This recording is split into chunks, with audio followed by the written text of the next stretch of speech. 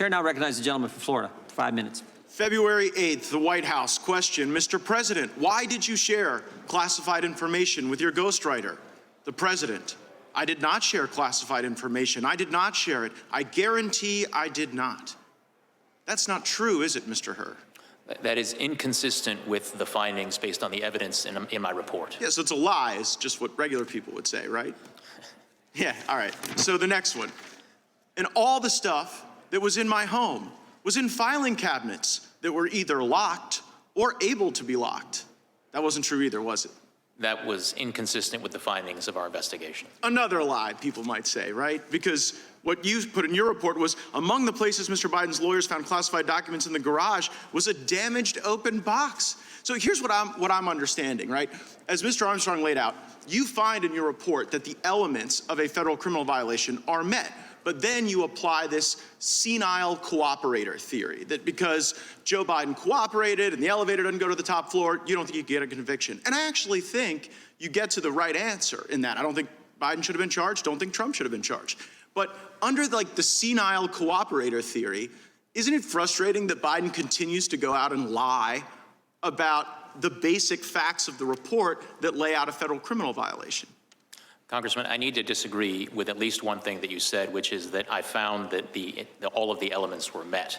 One of the elements of the relevant mishandling statute is the intent element, and what my report reflects is my judgment that based on the evidence, I would not be able to prove beyond a reasonable doubt to a jury that that intent element had been met. Right, but the reason you have that doubt is the senile cooperator theory. The fact that Joe Biden is so inept in responding that you can't prove the intent, which again, I don't quibble with that conclusion, but it's frustrating to be like, oh, well, this guy's not getting treated the same way as Trump because the elevator's not going to the top floor, so we can't prove intent. While at the same time, Biden goes out there at the White House and says, well, you know, he just blatantly lies. And what I'm trying to figure out is whether or not Biden's lying because he's still so senile, he hasn't read your report, or whether it's a little craftier and a little more devious and perhaps a little more intentional than we might otherwise think. So I also want to go to this Biden Penn Center.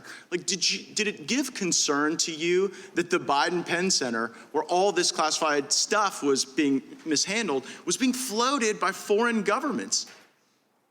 Congressman, we were concerned with getting to the bottom of all of the classified documents that were recovered during the course of our— Yeah, but what bothers me is that the money that was paying for the place where the documents were being inappropriately held, it was the Chinese and it was other foreign countries. Did that play into your analysis? Did you look into the $1 billion in foreign funding sources at the Biden Center at UPenn, for example? Congressman, we conducted a thorough, impartial, and fair investigation, and we were very, very concerned with getting to the bottom of all the relevant questions relating to the recovered documents. Did you look into the fact that the Chinese were floating the place where this guy was keeping the documents unsecure?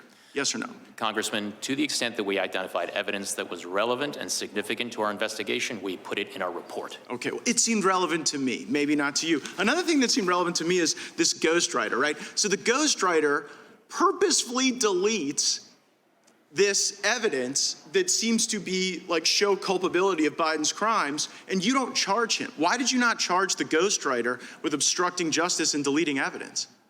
Well, for a number of reasons that are laid out in the report, but in brief, Congressman, yes, when we interviewed the ghostwriter, he did tell us, and I'm trying to get the exact language, that one of the things on his mind, one of the things he was aware of, was that I had been appointed special counsel and was conducting an investigation. Right, so he didn't, just so everybody knows, the ghostwriter didn't delete the recordings just as a matter of happenstance. Ghostwriter has recordings of Biden making admissions of crimes.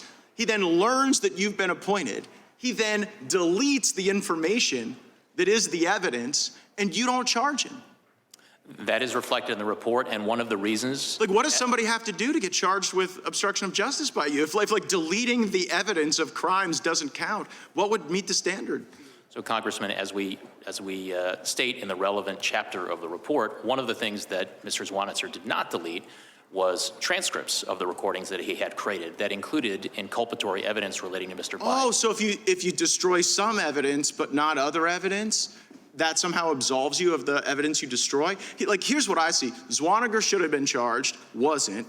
Biden and Trump should have been treated equally. They weren't, and that is the double standard that I think a lot of Americans are concerned about. I see my time's expired. I yield back.